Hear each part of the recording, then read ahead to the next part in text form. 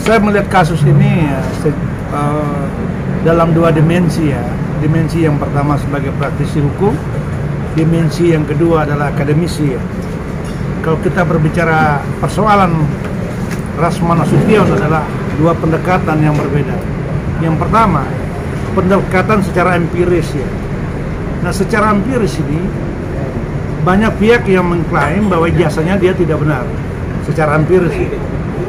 Nah, secara praktisi dia melakukan perlawanan, dia ingin membuktikan bahwa ijazahnya itu asli. Nah, perbedaan dua dimensi ini menimbulkan satu perdebatan yang sengit.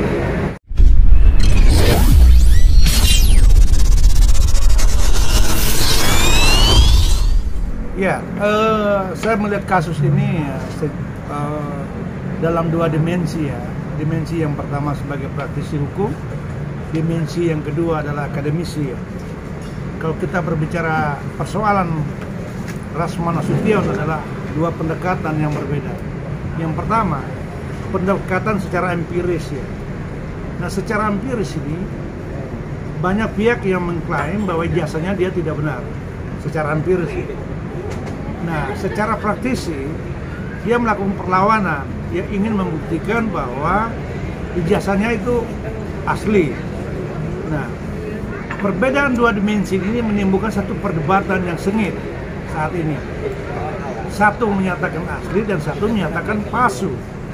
Maka saran saya untuk membuktikan kebenaran palsu atau asli itu tidak perlu dibangun pembahasan, perdebatan, perseteruan antara masing-masing pihak, selain menggunakan jalur hukumnya yang tepat, pengadilan yang tepat menguji kebenaran itu.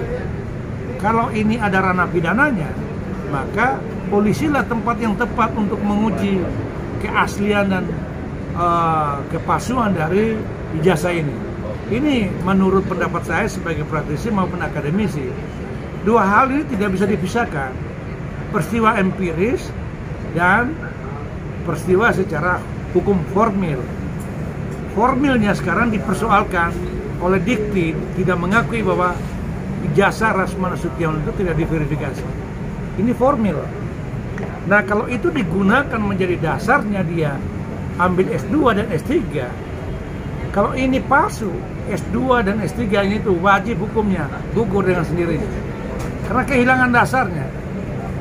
Nah, kalau bukti formil ini digunakan sebagai profesi advokat, lalu di kemudian hari dinyatakan palsu, maka advokatnya itu gugur dengan sendirinya, tanpa dipecat itu digugur.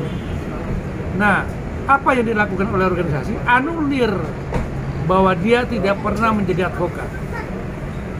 Kalau dia dipecat dalam pelanggaran kode etik, artinya kita harus mengakui sebelumnya dia adalah advokat. Tetapi ketika diketahui oleh pelanggaran-pelanggaran itu, maka organisasi memecatnya dia. Maka dengan sejak itulah dia tidak lagi advokat.